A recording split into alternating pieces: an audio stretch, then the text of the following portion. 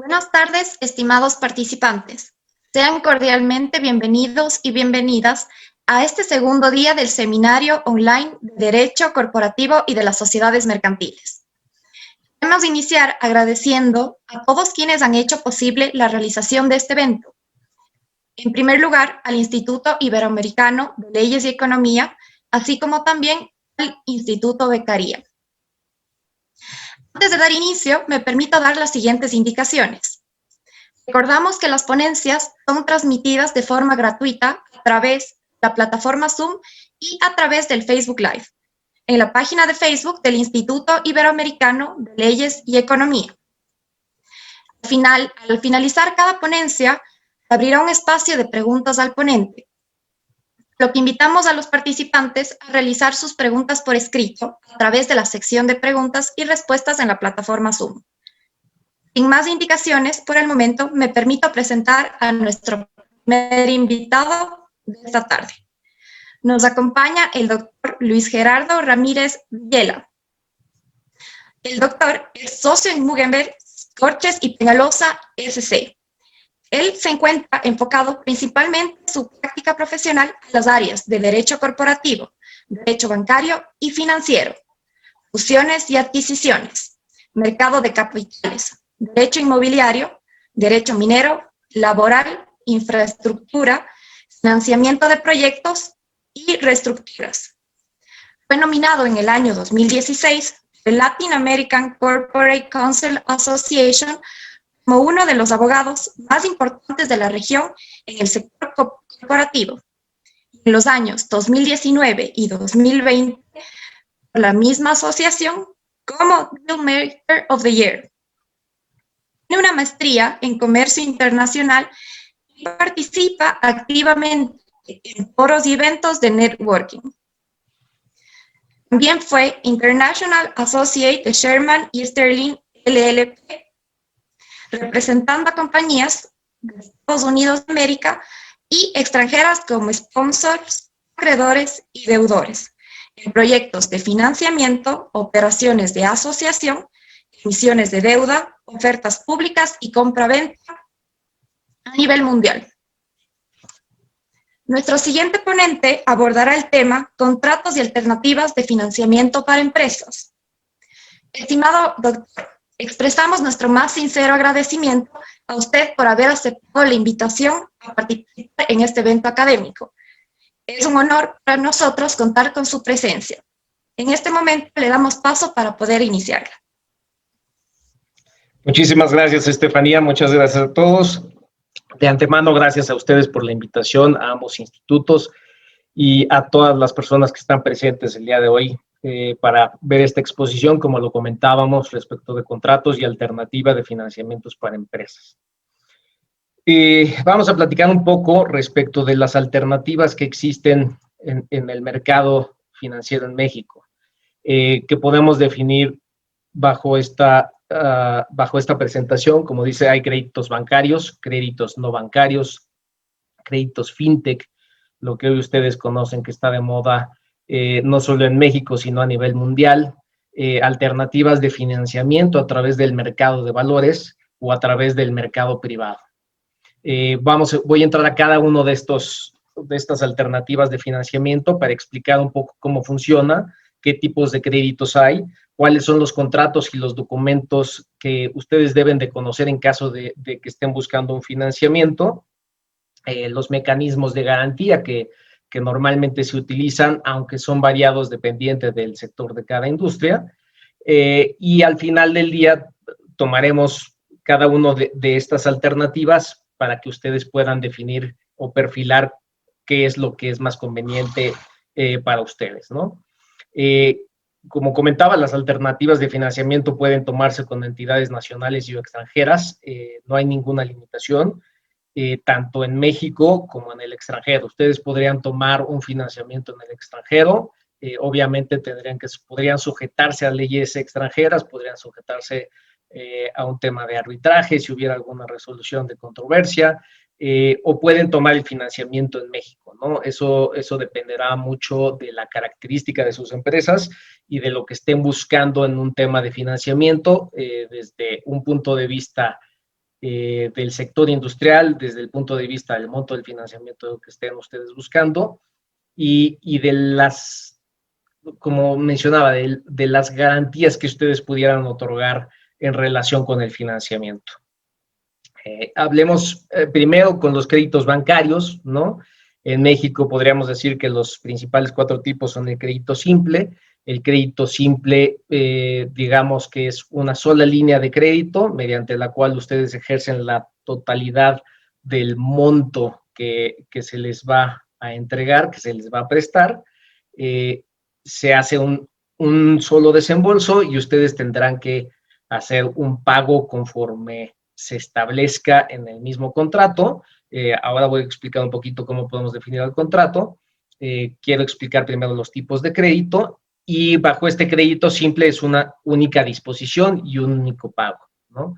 El crédito revolvente, que es un crédito donde ustedes tienen una línea abierta de lo que van utilizando, pueden ser varios desembolsos de lo que van utilizando, esa línea se va, digamos que regresando, por eso es revolvente, y ustedes tienen cierto disponible, es decir, si ustedes sacan una línea de financiamiento por 100 millones de pesos, ¿no? Y utilizan 50 millones y luego utilizan otros 30, siguen teniendo 20 disponibles, pero si pagan 30, regresan a tener 50 millones disponibles. Esa es la revolvencia, ¿no? Eso es lo que les funciona.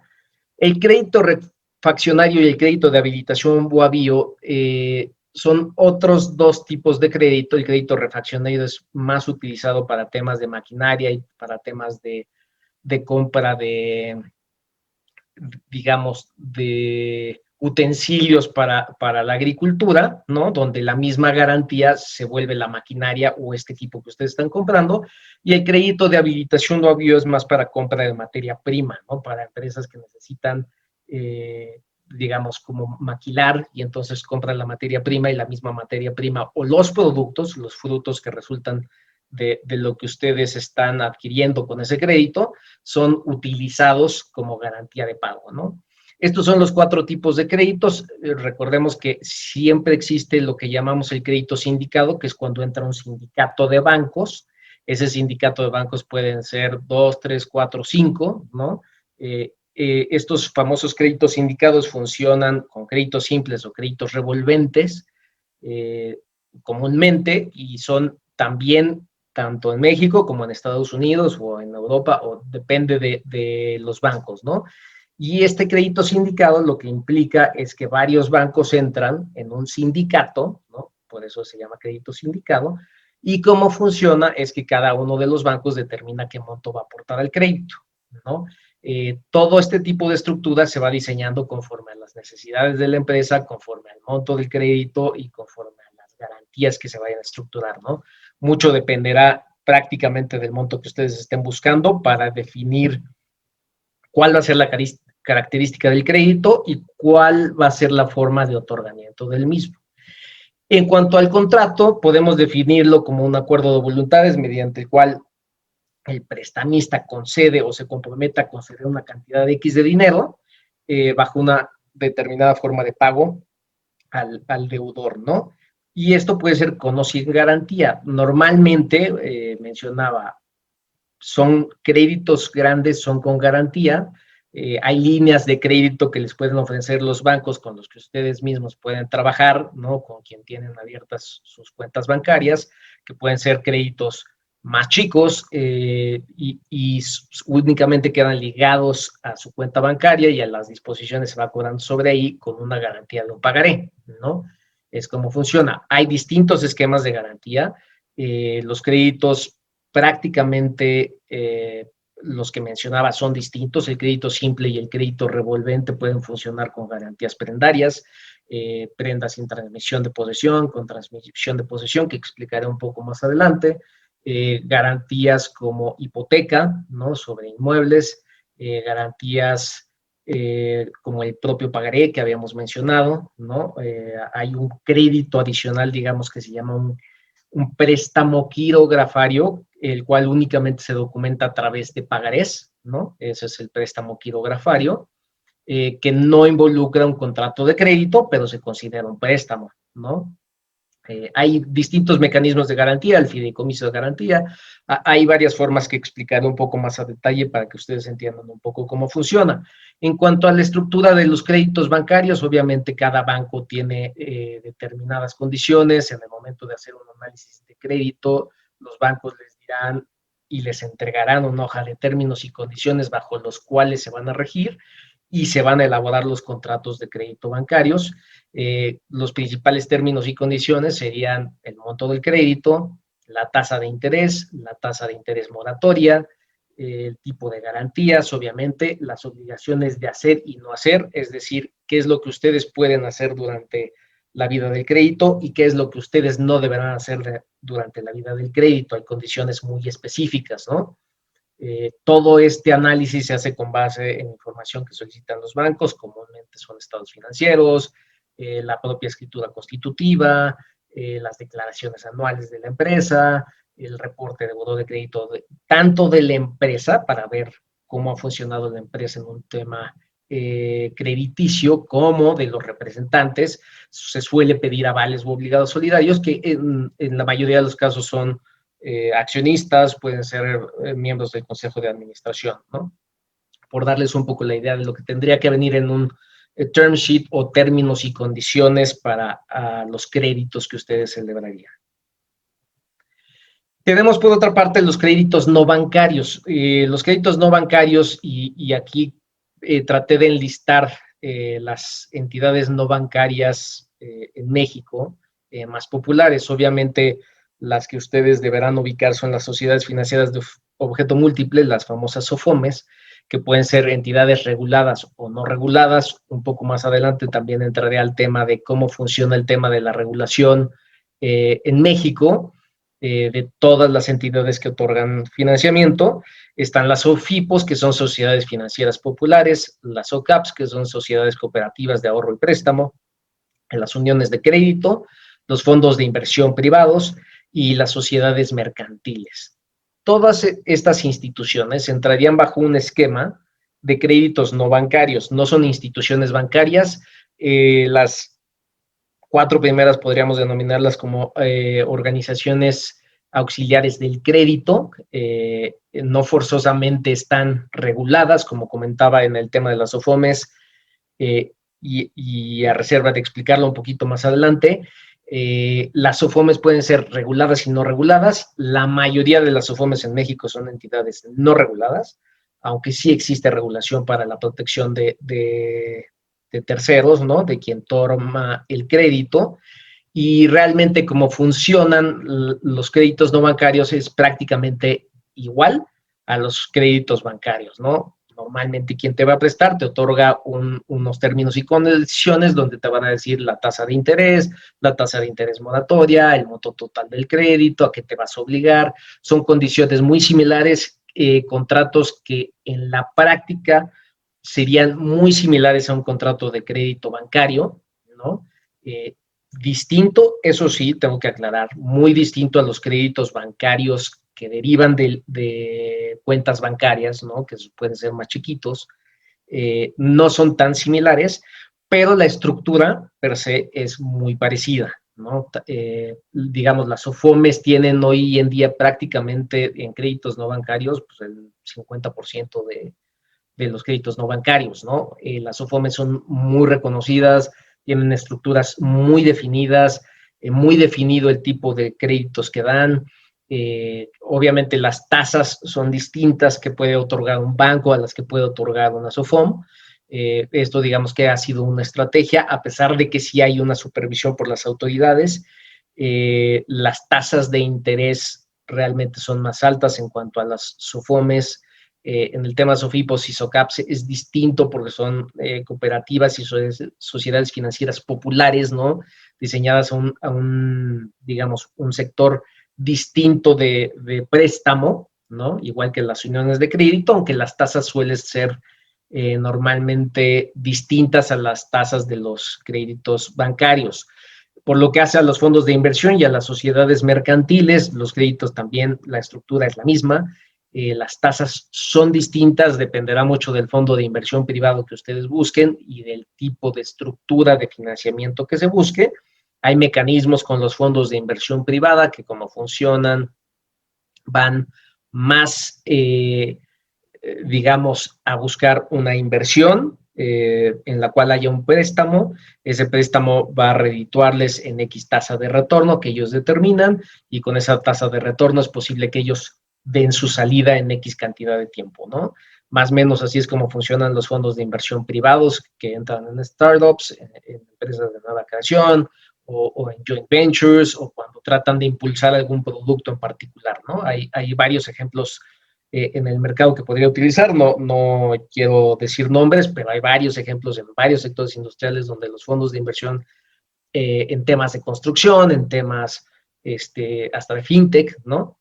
Han entrado y han capitalizado y han levantado a las sociedades para que vayan creciendo y vayan generando más, y a veces, la mayoría de los casos, buscan su salida, donde únicamente apoyan y con la tasa de retorno ellos salen, ¿no?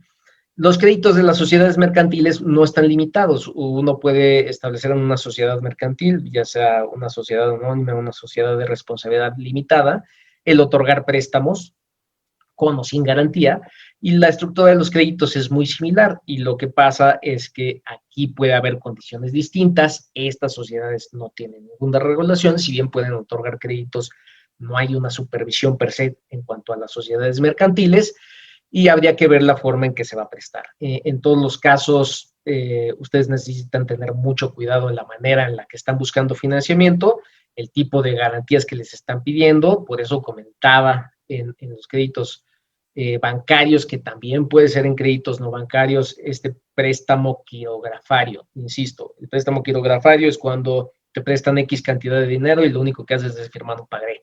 Lo único que evidencia es un pagaré, que es un título ejecutivo, y que con eso queda evidencia de que hay un adeudo, y con el simple traspaso del dinero, la transferencia del dinero a una cuenta bancaria, se entiende que hay un préstamo cuando se firma un pagaré, ¿no? No habría manera de no acreditarlo si es que se hizo una transferencia electrónica de fondos, ¿no?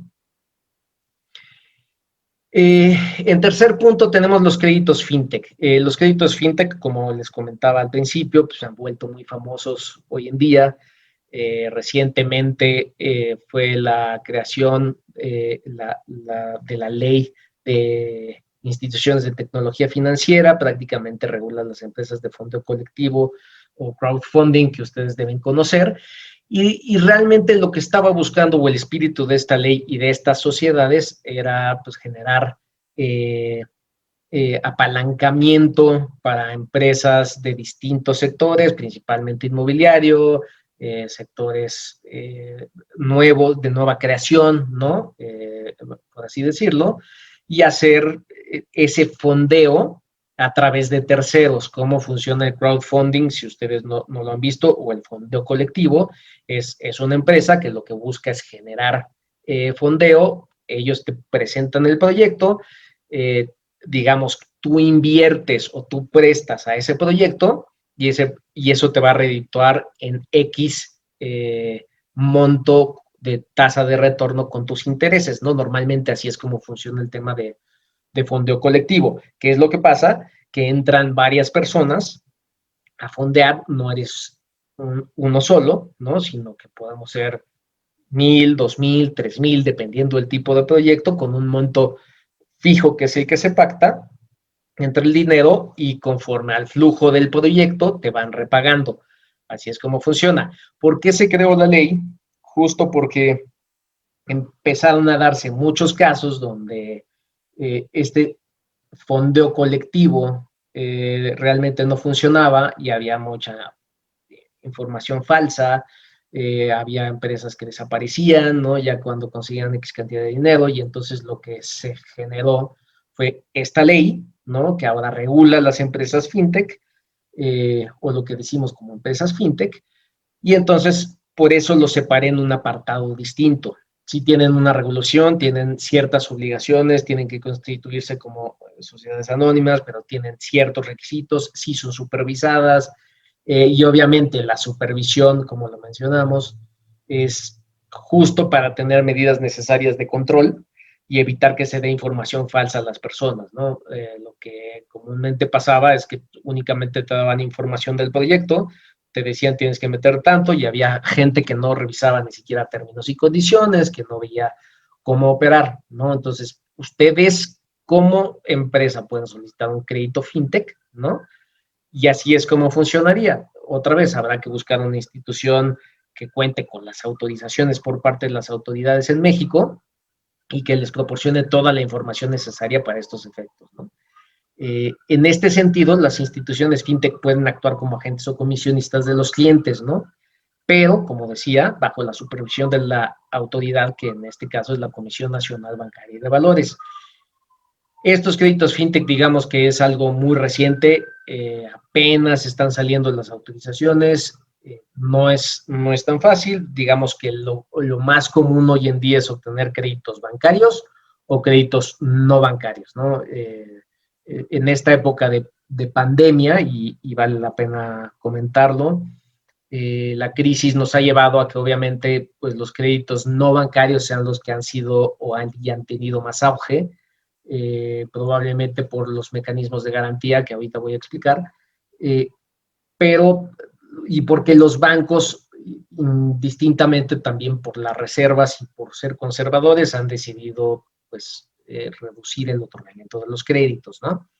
No ha sido una regla general, debo decirlo, siguen otorgando todos crédito, pero a veces es mucho más fácil tener acceso a créditos no bancarios por las facilidades, por los tiempos de respuesta que ellos prometen dar, ¿no? Pasamos a la otra parte de financiamiento, que sería a través del mercado de valores. ¿Cuál es el mercado de valores? Pues otra vez podrían ustedes hacer una colocación de acciones o partes sociales, una emisión de obligaciones, de bonos, títulos opcionales, certificados. En este caso hay distintos tipos de certificados, no quisiera entrar al detalle porque puede generar mucha confusión.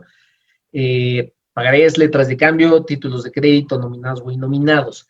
¿Qué es lo que pasa cuando ustedes tratan de obtener financiamiento a través del mercado de valores? De entrada, tendrían ustedes que estar registrados como empresa en el Registro Nacional de Valores, ¿no? Y cumplir con los requisitos que prevé la ley del mercado de valores, ¿no? Esto es que sean prácticamente una sociedad anónima bursátil, ¿no? Existen otro tipo de sociedades como la SAPI, que no, si bien no está inscrita, ¿no?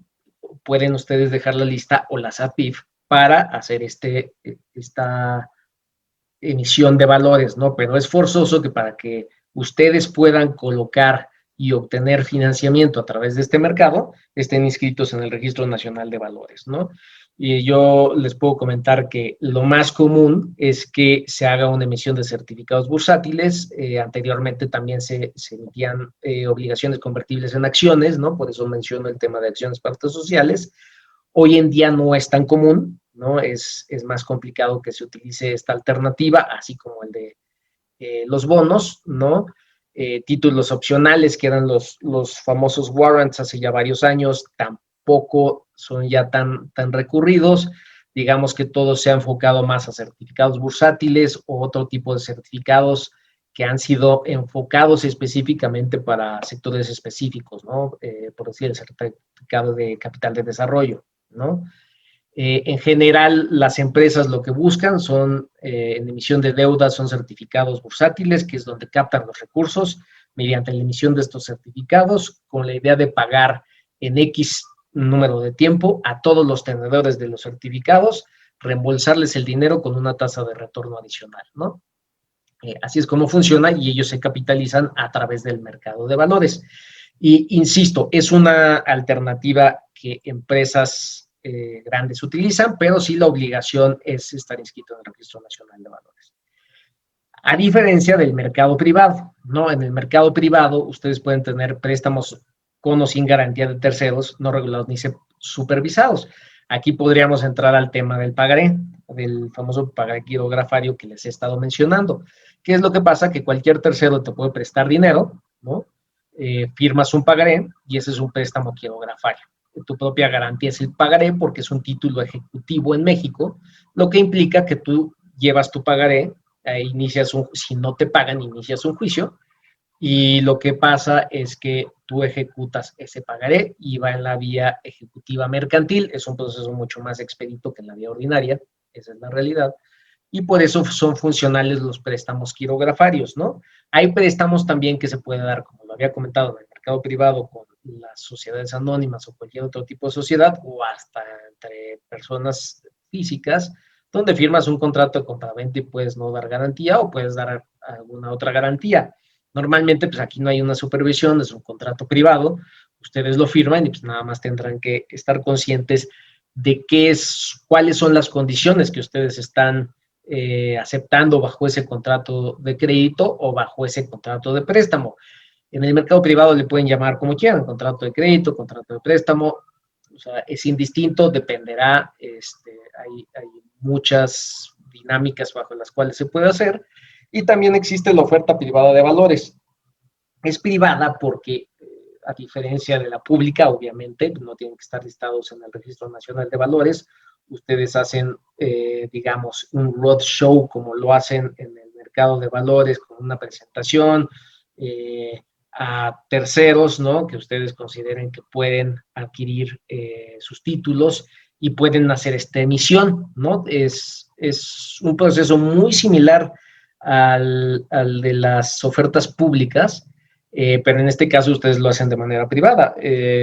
Yo, por contarles, en mi experiencia, he hecho ofertas privadas de empresas, he hecho ofertas privadas hasta de SOFOMES, ¿no? En el mismo mercado, para generar y capitalizar, ¿no? En este caso, sí, los documentos son distintos, no son los mismos documentos que se utilizan en una oferta pública que en una oferta privada. En la oferta privada, como lo menciono, se sustituye el folleto informativo por los términos y condiciones, ¿no? O sea, sí se hace un prospecto de colocación, pero no entras a tanto detalle como entras en una emisión o en el mercado de valores, ¿no? En una oferta pública, por así decirlo. Entonces, estos son los mecanismos y estas son las alternativas que ustedes cuentan para hacer financiamiento, para obtener financiamiento, perdón. Cómo funciona es con contratos de crédito, como comentaba, y hay que ver ahora el esquema de garantías, ¿no? El esquema de garantías puede ser distinto dependiendo del crédito que se esté buscando. Yo diría que estas son las alternativas que las empresas tienen hoy en día en México para conseguir fondeo. Insisto, no solo en México, pueden buscarlo afuera. Tanto se puede hacer oferta privada de valores en el extranjero, como una oferta pública de valores, se pueden obtener préstamos de terceros en el extranjero, siempre y cuando lo prevean sus estatutos sociales, pero la dinámica al final del día es la misma, venga de donde venga, ¿no? Obviamente habrá que cuidar temas de a qué jurisdicción se están sometiendo, qué tipo de garantías van a otorgar, habrá que verificar que la institución sea una institución reconocida, ¿no? Porque también suele pasar que hay instituciones extranjeras o que llegan los típicos correos de soy una institución y les ofrezco, y probablemente no lo sea, ¿no?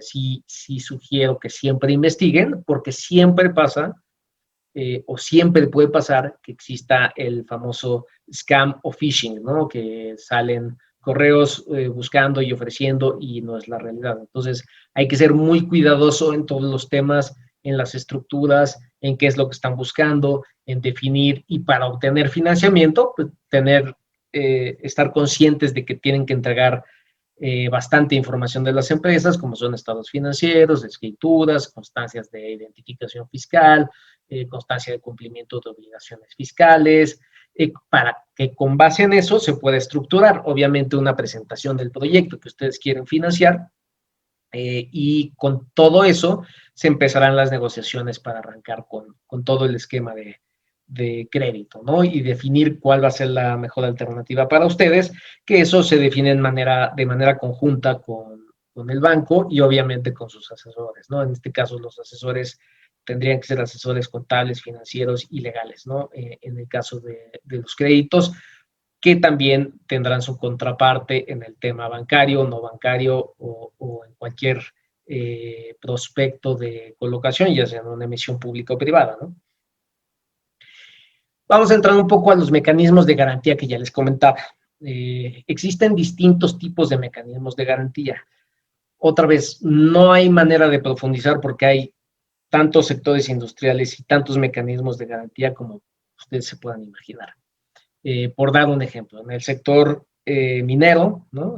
Como mencionaba Estefanía, que es una de mis áreas de práctica, estos mecanismos de garantía funcionan distinto, ¿no? Normalmente hay hipotecas sobre los inmuebles, hay prendas sobre activos, sobre acciones, hipotecas sobre concesiones mineras, ¿no? O prendas sobre derechos mineros.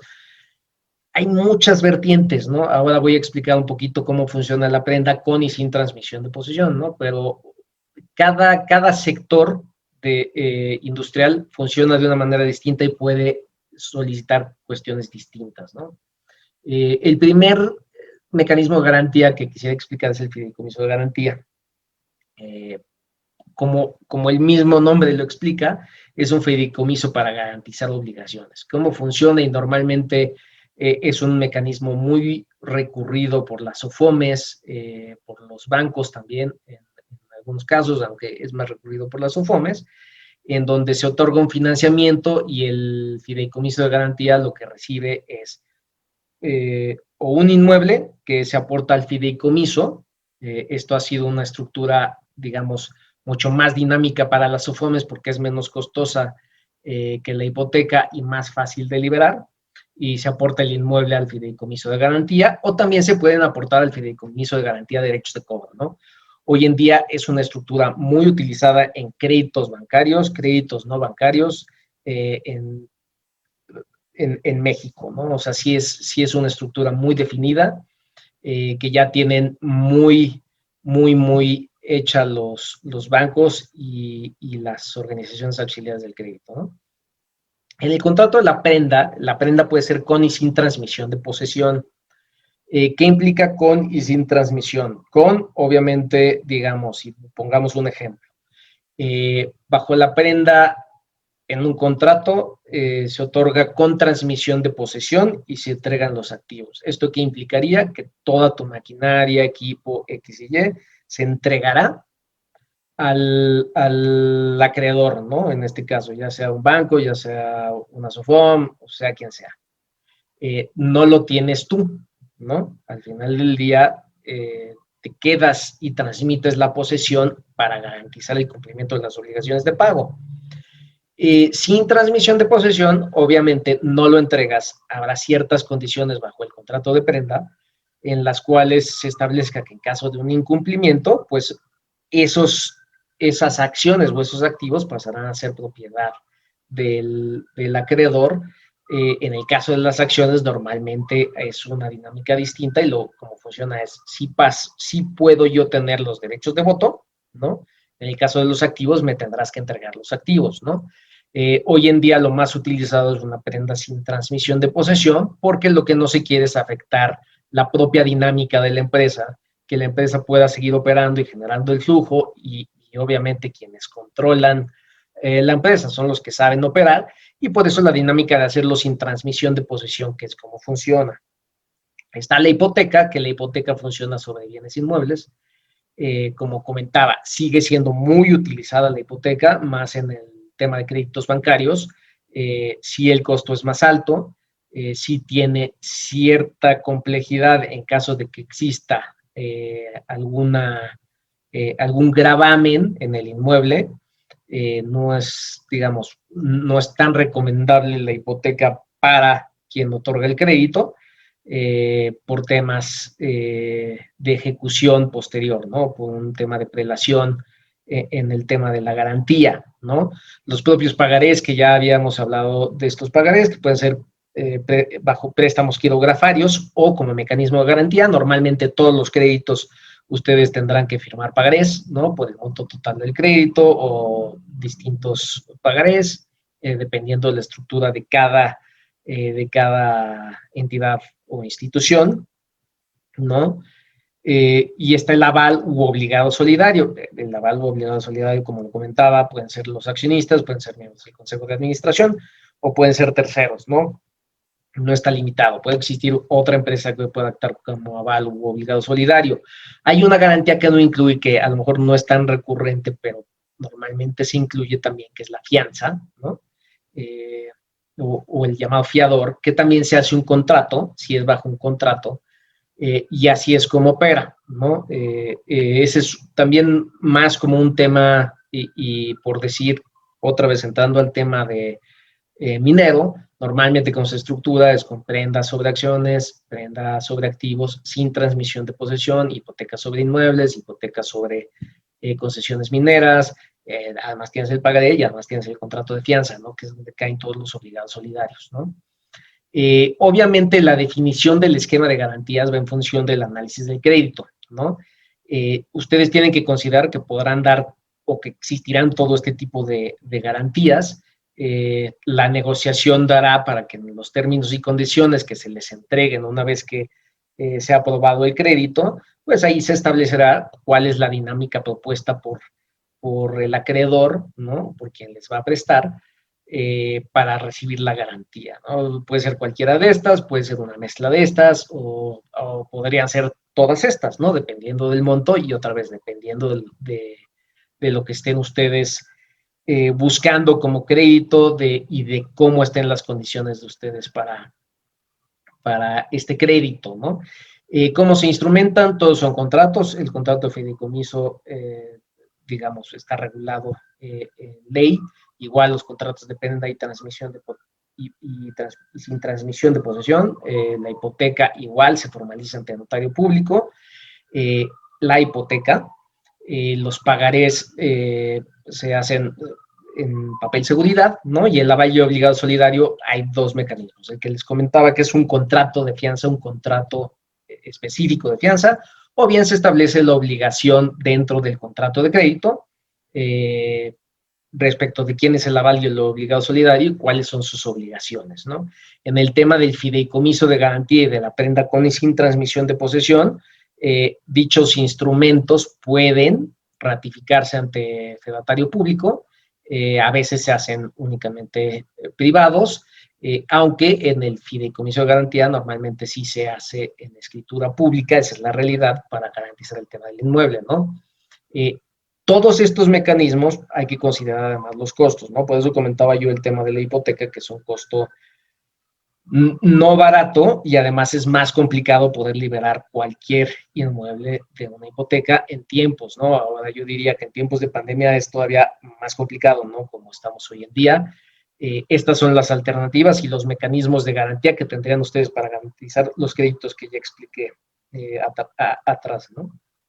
En cuanto a supervisión, la supervisión es por parte de la Comisión Nacional Bancaria y de Valores, en el tema de instituciones bancarias, instituciones, bueno, organizaciones auxiliares del crédito, ¿no? Las casas de bolsa también podrían prestar. Está las OFOMES, otra de las autoridades que es importantísima que ustedes conozcan es la Comisión Nacional para la Protección y Defensa de los Usuarios de Servicios Financieros, la famosa CONDUCEF, que lo que hace es supervisar. Por eso decía, las OFOMES, aunque sean entidades no reguladas, tienen que ser supervisadas o son supervisadas por la CONDUCEF. ¿Qué es lo que hace CONDUCEF? Solicitar información respecto de los contratos de crédito, revisar que tengan sus contratos de crédito, que sea un formato, digamos, estándar, que no sea un documento abusivo, ¿no? Por así decirlo. Y otras instituciones que supervisan toda esta parte, pues obviamente está el Banco de México, que es el que regula todo el tema de la moneda, y el Instituto para la Protección al Ahorro Bancario, que es quien protege los intereses y el fondeo, ¿no? Por parte de los bancos. Por eso están estas últimas dos entidades, aunque si tuviéramos que decir, la Comisión Nacional Bancaria de Valores y la CONDUCEF son las principales que están enfocadas en estos temas. Mucho ojo, los créditos del sector privado pues, no se encuentran regulados, ¿no? Nuevamente, comentaba, si un tercero les otorga un préstamo o si se ponen de acuerdo con cualquier otra empresa y les otorga un préstamo, pues aquí no hay supervisión por parte de las autoridades. La realidad es que es un acuerdo privado, ¿no? Es la voluntad de las partes y tendrán que ser muy cuidadosos en que sí tengan asesores para firmar un contrato de crédito, revisar bien las cláusulas, la jurisdicción, todo ese tipo de cuestiones para que en caso de que hubiera un problema con ese contrato y se fueran a un litigio, ¿no? O a una controversia, pues se pueda manejar de una buena manera y no vayan ustedes a tener ningún problema, ¿no? Así es más o menos cómo funciona todo el tema de créditos en México, las alternativas, como ustedes han visto, pues son bastantes, ¿no? Hay varias alternativas que ustedes pueden explorar, todo dependerá de los montos, como que comentaba, puede ser en México o en el extranjero, es indistinto, ustedes pueden salir y buscar. Yo en lo personal, como les platico Estefanía, tuve la experiencia en Estados Unidos y también allá había muchos financiamientos otorgados a empresas mexicanas. No es limitativo, pueden salir y buscar créditos sindicados o créditos directos con un banco, con empresa, con SOFOM. Otra vez, la dinámica es así como funciona, ¿no? Estefanía, no sé si haya preguntas del público, si tienen dudas.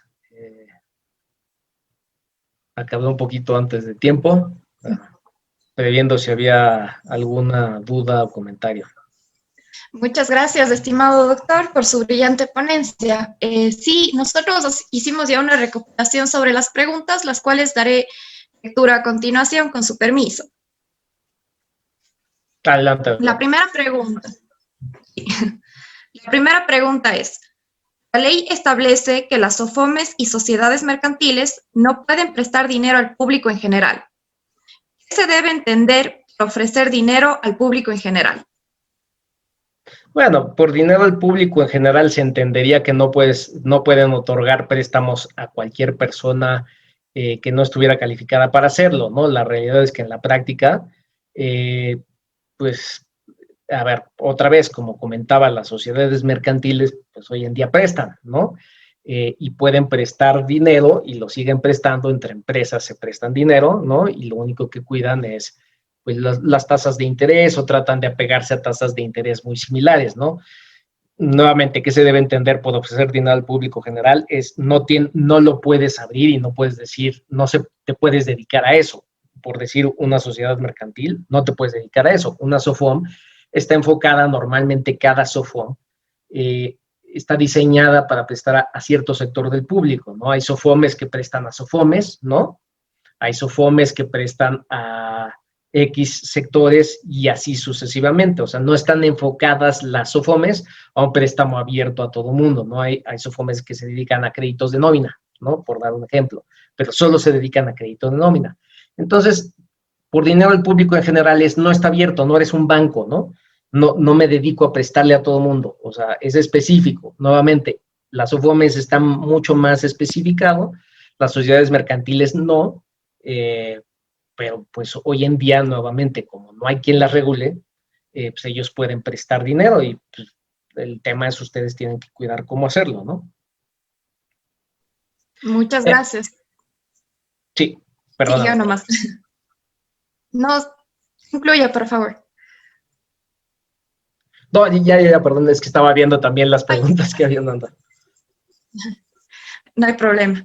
La siguiente pregunta que tenemos es: ¿cómo se pueden fondear las SOFOMES? ¿Pueden solicitar créditos a terceros? Sí, normalmente, y ahorita lo explicaba, ¿no? Uno de mis clientes fue una SOFOM que fondeaba SOFOMES, ¿no? Entonces, es muy curioso. Tanto la SOFOM se puede allegar de recursos de terceros como de otras SOFOMES. En el caso que les cuento, esta SOFOM se dedicaba específicamente a fondear a otras SOFOMES, ¿no?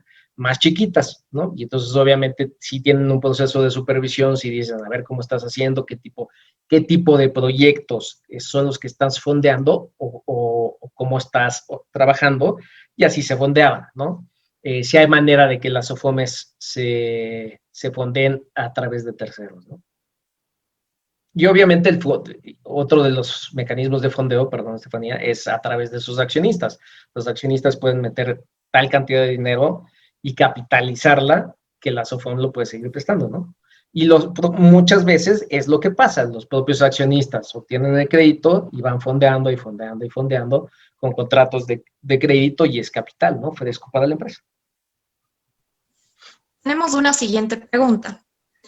¿Cómo podría operar el financiamiento de una empresa a través de inversionistas extranjeros? ¿Qué contratos aplicaría? Lo que pasa es que el financiamiento a través de inversionistas extranjeros es lo que comentaba yo de los fondos de inversión privados. Comúnmente no tiene que ser un fondo de inversión, pueden ser inversionistas de cualquier índole. Y obviamente lo que tienes que cuidar o lo que se tiene que cuidar es cómo va a entrar el flujo.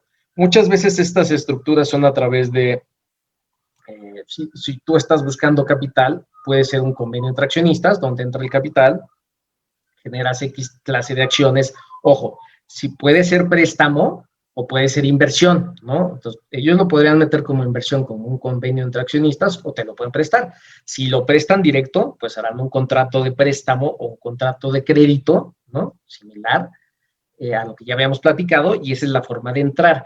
Si lo que van a meter es inversión, que es un esquema distinto, no es un crédito per se, ojo, porque si ellos entran como inversionistas, lo que van a hacer es aportar dinero a la empresa, normalmente se estructura como convenios de accionistas o convenios de asociación, entra el dinero, ¿no? Y ellos tienen cierta participación, tú podrás dar acciones con voto limitado o sin derecho a voto, ¿no? Que tendrán ciertas características específicas y así es como entra la inversión.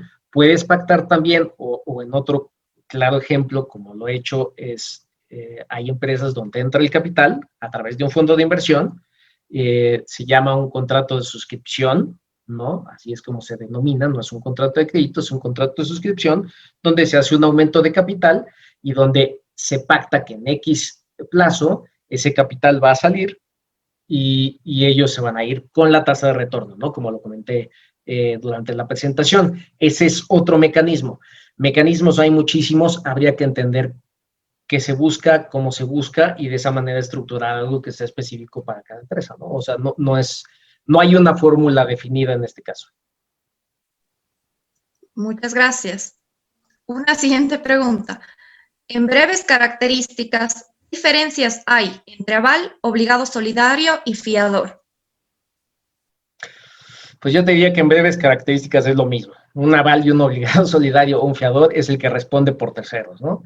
La realidad es que tú puedes firmar por aval un pagaré, ser obligado solidario bajo un contrato y obligarte o firmar el contrato de fianza. Técnicamente te diría que la función es la misma, porque lo que estás haciendo es garantizar obligaciones de terceros. Tú lo que estás haciendo es, me estoy obligando, ya sea como aval, como obligado solidario, como fiador, a responder por el tercero, ¿no? La diferencia es que la fianza, ¿no? El contrato de fianza, en la fianza sí se hace un contrato.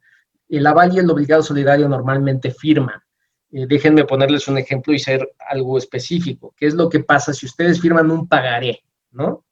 Y alguien les dice, firma al lado, ustedes firman como representantes legales de sus empresas, y les dice, oye, fírmame al lado, tú, ¿no? O Juanito, por dar un ejemplo.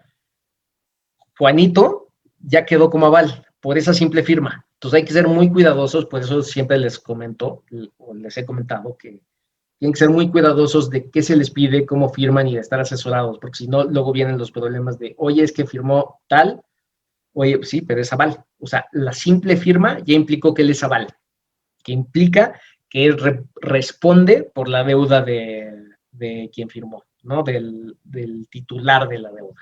Esa es la realidad. Digo, creo que en breves características, no te expliqué las diferencias porque prácticamente es lo mismo. ¿Hay algún toque en los intereses que ofrecen las SOFOMES y las sociedades en general? Sí, por regulación, a ver, sí en las SOFOMES, aunque las SOFOMES es más alto, las sociedades en general, si te refieres a sociedades mercantiles, pues no, la verdad, otra vez es un contrato privado. Si tú firmas un contrato privado y te obligan a pagar el 50%, no te estoy diciendo que no puedes decir que no es válido, por supuesto, o si tú lo pactaste, pues tendrías al final técnicamente que pagarlo. La realidad es que en un tema procesal está muy regulado el tema en cuanto a intereses y normalmente lo que pasa cuando se van a un juicio es que te cobran el interés legal que está pactado, ¿no? Es un interés fijo, ¿no? Normalmente, si todo funciona bien, pues con las SOFOMES estás hablando de tasas, pues, digo, varía cada SOFOM, no me quiero arriesgar, pero pues yo te diría que un rango de entre 14 y 25%, ¿no? Depende de la SOFOM. Tenemos otra pregunta. Hoy en día, para iniciar un proyecto, uno de los requisitos en diferentes licitaciones es tener capital en la empresa. Si empezamos de cero, ¿qué recomendaciones nos puede dar para tener éxito en obtener un crédito? Lo que pasa es que si empiezan de cero para obtener un crédito, a ver, lo principal es contar con activos, ¿no? Nuevamente, lo que comentaba es, la mayoría de las instituciones bancarias, instituciones financieras, SOFOMES, lo que buscan, y les hice un poquito el repaso del checklist de qué buscan, ¿no? Estados financieros, ver que tus estados financieros están bien, que estás operando bien, que tienes activos, ¿no?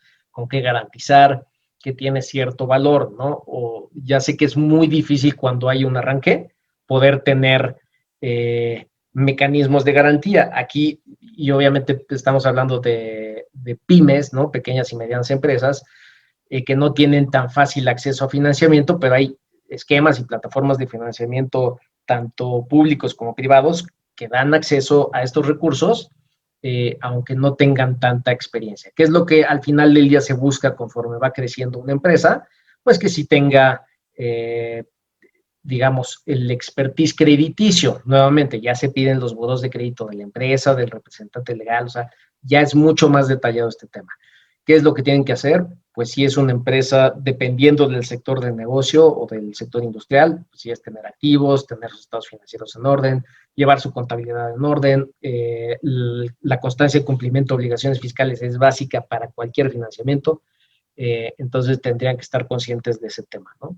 Y acercarse al tema PYME. En verdad hay muchos accesos a créditos PYME que no son utilizados. Entonces, digo, cualquier duda, con gusto ahí están mis datos, pero nuevamente, sí hay muchos recursos disponibles y lo que tienen que hacer es eso, ¿no? Empezar a crecer, empezar a buscar desde los piquitos de pymes. Perdón.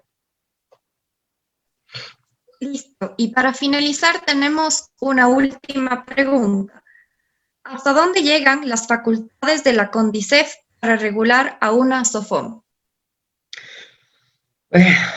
A ver, a una entidad regulada, a una SOFOM regulada, pues digo, no hay ningún tema, ¿no? Ahí está supervisado por la Comisión Nacional Bancaria de Valores y por la CONDUCEF.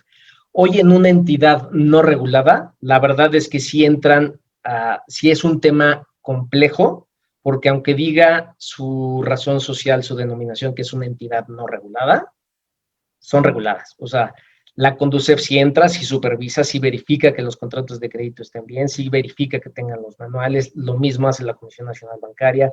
Sí hay que tener un tema de compliance estricto, ¿no? Y estricto para la SOFOM, ¿no? Si no cuentan con un contralor normativo, prácticamente yo diría pueden meterse en problemas las SOFOMES, porque si hay una supervisión, si hay obligaciones de hacer y no hacer. Obviamente esto es más extenso, o sea, esto da para una plática exclusiva de SOFOMES en cuanto a temas de qué puede hacer, pero sí es